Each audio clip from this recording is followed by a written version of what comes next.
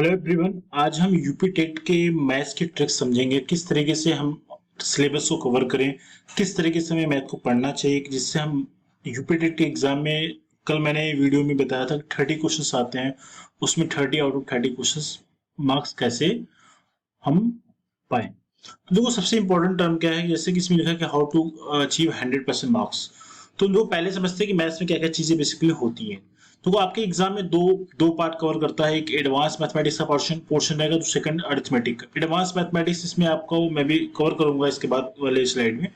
Arithmetic का मतलब हो गया अंगणित। ठीक है, इन दो यही दो पार्ट से आपके 30 ऑलमोस्ट 30 क्वेश्चन आएंगे, राइट। ये प्राइमरी के लिए, और आपके जो अपर लेवल के लिए रहेगा उसमें 60 क्वेश्चन आते हैं, वो साइंस और मैथ्स के मिला के होते हैं। तो ये अपर के, ये प्राइमरी के लिए है, ये अपर के लिए, राइट। सो देखते हैं, पहले एडवांस की बात करते हैं। तो एडवांस में बेसिकली 3 पार्ट हमें कवर करना होगा। मेंसुरेशन, ज्योमेट्री जिसको ज्यामिति बोलते हैं, ट्रिग्नोमेट्री में त्रिकोणमिति। देखो, मेंसुरेशन में 2 पैटर्न के क्वेश्चन आते हैं। पहला तो 2D वाला पार्ट हो गया आपका। 2D का मतलब हो गया समतल शेप की। समतल शेप में देखो क्वाड्रिलेटरल मतलब चतुर्भुज के क्वेश्चन आएंगे। चतुर्भुज में भी कई वैरायटीज होती है, जैसे वर्ग हो गया, आपका आयत हो गया, सम चतुर्भुज हो गया, समलंब हो गया। तो ये सारी चीजें हम क्वाड्रिलेटरल मतलब चतुर्भुज के अंतर्गत कवर करेंगे। ट्रायंगल का मतलब होगा, ट्रायंगल के बेसिस में थ्योरी, इस वाले मेंसुरेशन वाले पार्ट में थ्योरी आएगा। थ्योरी का मतलब हो गया कि अगर बेसिकली अगर बोला जाए कि कोई अगर त्रिभुज अगर दिया गया है, तो इनके किसी भी साइड का जो सम होगा, किसी भी भुजा का भुजा का सम जो होगा वो तीसरी भुजा से हमेशा बड़ा होगा। तो ऐसे बेस वाले क्वेश्चंस आएंगे, ठीक है। और तीसरा पार्ट है सर्कल, जिसको आप वृत्त बोलते हो। वृत्त पे भी क्वेश्चन एग्जाम में आए हुए हैं, राइट। तो ये हो गया 2D शेप मतलब समतल, मतलब इसको आप बोलोगे जो प्लेन वाले शेप होते हैं, आकृति होती है, उस पे बेस क्वेश्चन है। 3D का मतलब देख लेते हैं। 3D का मतलब प्लेन वाले शेप में अगर ऊंचाई कर दे तो वो 3D हो गई। तो इसमें आपने पढ़ा होगा, कोण मतलब शंकु हो गया, आपका हो गया घन हो गया, घनाभ हो गया, गोला हो गया। और ये सारी चीजों को कवर अगर जो करता है, इसमें हाइट हो, जिस वाले शेप में, जिस आकृति में अगर हाइट का ऐड कर दिया जाए, अगर ऊंचाई ऐड कर दी जाए या फिर हाइट ऐड कर दिया जाए, तो उसको बोलते हैं क्या, 3D शेप, ठीक है। तो 2D का मतलब हो गया जिसमें लेंथ और विड्थ होती है, लंबाई और चौड़ाई हो। और 3D का मतलब लंबाई, चौड़ाई और ऊंचाई, तीनों की बात करोगे आप तो, राइट। ठीक है, इसी तरीके से ज्योमेट्री करना। ज्योमेट्री में ट्रायंगल की प्रॉपर्टी में पढ़ना पड़ेगा। ट्रायंगल की प्रॉपर्टी के बेस पे क्वेश्चन जो बनते हैं, उसके बाद आपको कोण पढ़ना है, एंगल जिसे बोलते हो, आप लाइंस पढ़ोगे। इन तीन मतलब इसके बाहर क्वेश्चन कुछ भी नहीं जाता है, इसके अंदर ही सारे के सारे क्वेश्चन मिल जाएंगे। बेसिकली एक चीज याद रख लेना, मेंस्ट्रुएशन वाले पार्ट में ज्यादा क्वेश्चन आते हैं ओवर, और 9 से 10 क्वेश्चन एडवांस के मैथ में आते हैं। एडवांस मैथमेटिक्स में 10 क्वेश्चन आने का मतलब आप समझ लो कि ओवरऑल अगर पोर्शन की बात करें तो मेंस्ट्रुएशन से ही 3 से 4 क्वेश्चन मेंस्ट्रुएशन ही कवर करता है। तो मेंस्ट्रुएशन काफी इंपॉर्टेंट है, 2 पार्ट में आपको डिवाइड करके पढ़ना है। ज्योमेट्री की बात करें तो ज्योमेट्री में ट्रायंगल, त्रिभुज के गुण और एंगल और लाइंस के बारे में बता दिया।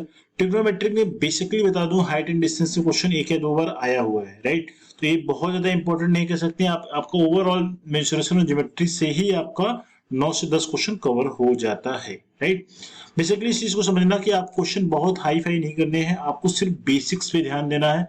अगर आपने बेसिक्स तैयार कर लिए तो आपको सारी चीजें समझ। बेसिक का मतलब हो गया कि आपको क्वेश्चन की जड़ पता हो, क्वेश्चन किस तरीके से क्रिएट किए जा सकते हैं। अगर त्रिभुज की बात करें तो त्रिभुज में अगर आपको ये पता रहना चाहिए, त्रिभुज में 3 भुजाएं, 3 कोण होते हैं, तो 3 कोणों के बेस पे क्वेश्चन बनाए जा सकते हैं। तीनों कोणों का योग 180 अंश होता है। और भुजाओं पे अगर देखा जाए तो किन्हीं दो भुजाओं का जो योग होगा तीसरी भुजा से बड़ा होना चाहिए। ये त्रिभुज को बनाने की सबसे बड़ी शर्त है। इसके बेस पे कम से कम 4 से 5 बार क्वेश्चन एग्जाम में डायरेक्टली पूछा जा चुका है, थियरी बेस्ड क्वेश्चन है। तो ऐसे बेसिक्स क्वेश्चन जो आपको बेसिक्स वाली चीजें रहती हैं, आपको वो एग्जैक्टली पता रहनी चाहिए।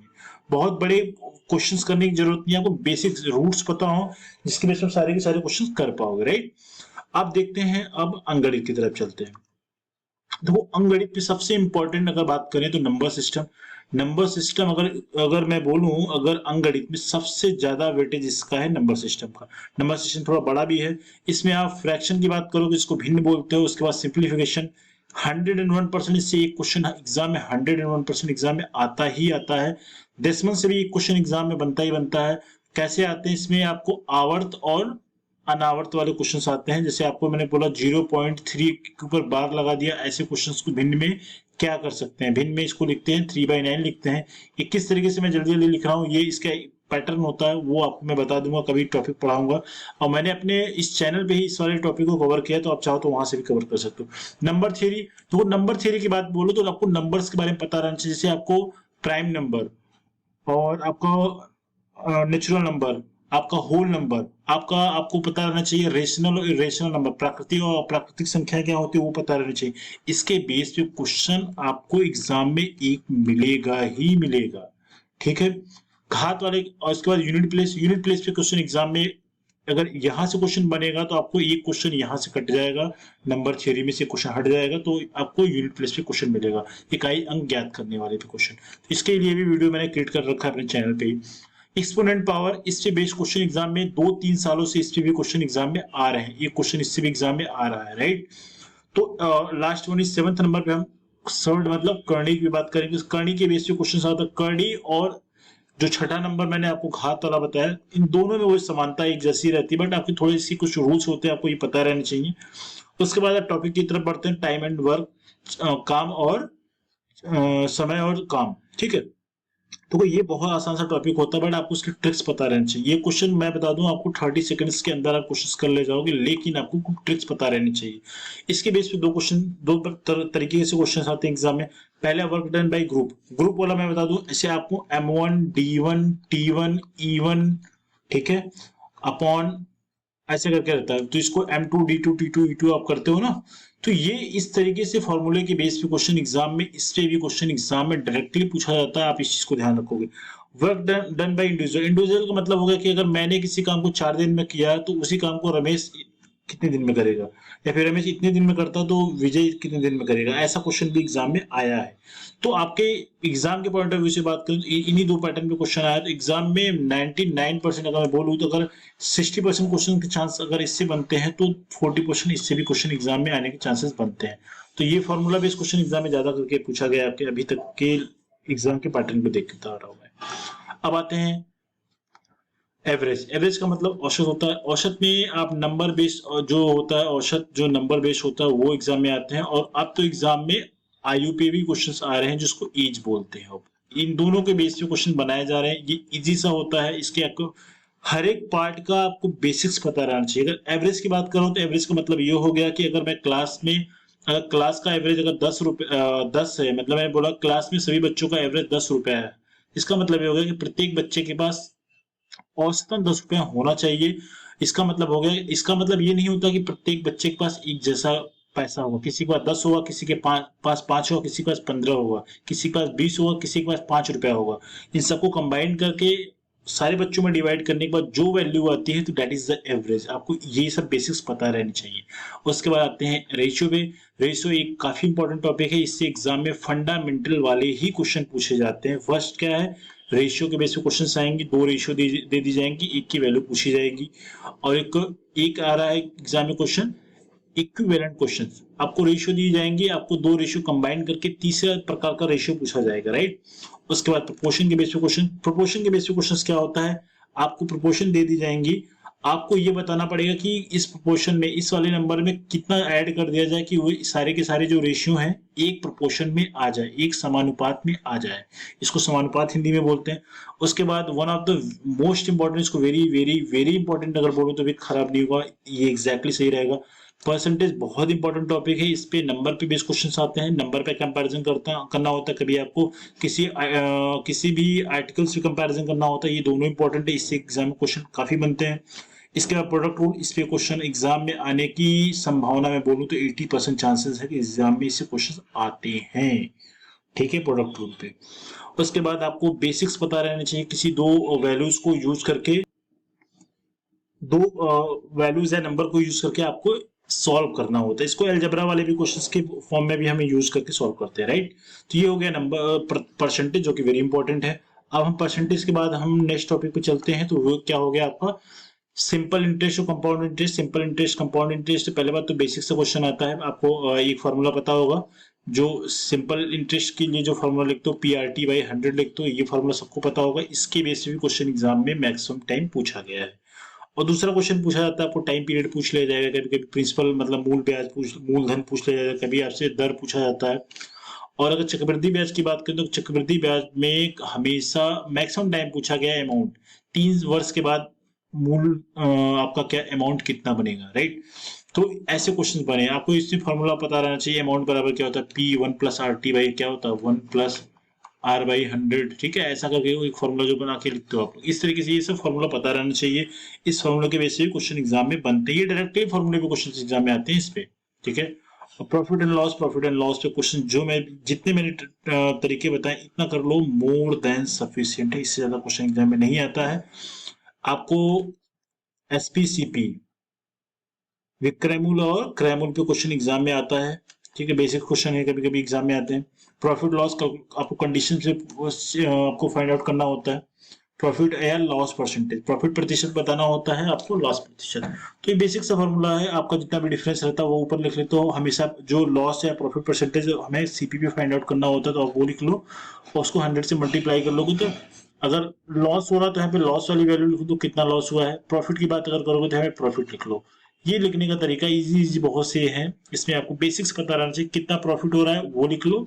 हमेशा इतना याद रखना कि हमेशा हर में CP लिखते हैं उससे 100 से मल्टीप्लाई कर लेते हैं तो ऑलवेज प्रॉफिट और लॉस परसेंटेज हमें देता है कंडीशन, ये आपको याद रहनी चाहिए। एक क्वेश्चन देखो, ये एग्जाम में आपका फेवरेट क्वेश्चन है, एग्जाम में आपके यूपी टेट का फेवरेट क्वेश्चन एग्जाम में कई बार आया, यूपी टेट में कई बार एक क्वेश्चन इस पैटर्न पे आए हैं।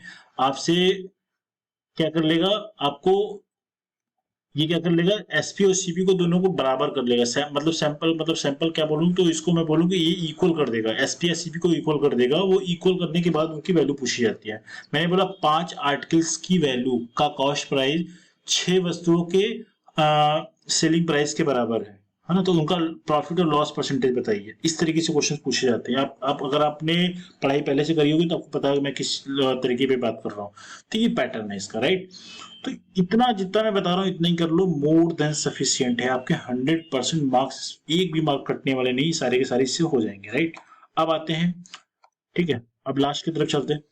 हम देख रहे हैं, देखो ये चाल, समय और दूरी, स्पीड, टाइम एंड डिस्टेंस, इससे बेसिक्स क्वेश्चन आते हैं। दूरी बराबर चाल गुणे समय, ये फॉर्मूला पता है। इस फॉर्मूले पे क्वेश्चन एग्जाम में आपको डायरेक्टली मिलेंगे। उसके बाद एवरेज वेलोसिटी होता है, एवरेज अगर वेलोसिटी मतलब औसत चाल, तो ये फॉर्मूला याद रखना, 2 time S1 S2 divided by S1 + S2। ये अगर फॉर्मूला पता है तो आप डायरेक्टली यहाँ से वैल्यू निकाल सकते हो एवरेज वेलोसिटी। बहुत कुछ करने की जरूरत नहीं है, शॉर्ट ट्रिक्स पता है, एक वन गो में आप क्वेश्चन 10 से 15 सेकंड में सॉल्व कर ले जाओगे, राइट। बट बेसिक्स पता रहने चाहिए मेरे भाई। अगर बेसिक्स पता है तो आप सारे के सारे क्वेश्चन इजीली कर ले जाओगे, राइट। क्योंकि यूपी टेट का मतलब ही है बेसिक्स। यूपी टेट में बेसिक्स ही क्वेश्चन एग्जाम में आते हैं। आप बहुत हाई फाई क्वेश्चंस ना करो, पहले आप बेसिक्स अपने मजबूत कर लो, उसके बाद ही आप बहुत हाई फाई क्वेश्चंस पे जाओ। क्योंकि बेसिक्स पे ही आप 90% क्वेश्चन देखो आते हैं एग्जाम में। 5% क्वेश्चन ऐसे आएंगे जो थ्योरी बेस्ड क्वेश्चन रहेंगे, जो आपको डीपली नॉलेज अगर सब्जेक्ट में है तो वो चीजें हम आपको अपने नोट्स प्रोवाइड करेंगे। अभी मैं नोट्स प्रोवाइड कर दूंगा, उतना नोट्स कर लो, उससे ज्यादा कुछ नहीं होने वाला है, सब कुछ उसमें हो जाएगा। उसके बाद लास्ट टॉपिक बच रहा है जो कि नंबर सिस्टम के बारे में पढ़ाया जाता है, LCM and HCF। LCM HCF में 2-3 फॉर्मूले के पैटर्न पे क्वेश्चन आते हैं। पहला एक वेरी इंपॉर्टेंट और बहुत फेमस है, आई थिंक सबको पता होगा, पहली संख्या गुणे दूसरी संख्या बराबर होता है LCM गुणे HCF। ये याद रखना, इस पे क्वेश्चन एग्जाम में आता है। आपको 3 वैल्यू दे दी जाएगी, चौथे की वैल्यू पूछी जाएगी। LCM दिया, HCF दिया, दूसरा नंबर दिया तो बोलेगा पहला नंबर बताओ, पहला दूसरा नंबर दे दिया, LCM दे दिया, बोलेगा HCF बताओ, ऐसा क्वेश्चन। उसके बाद क्वेश्चन बेस्ड ऑन थ्योरी। मैं बताता हूँ कैसा क्वेश्चन। मैंने बोला कि मंदिर की 3 घंटियां इतने इतने इतने समय में बजती हैं, अब बताओ तीनों एक साथ अब कितने बजे बजेंगी, ऐसा क्वेश्चन, ठीक है।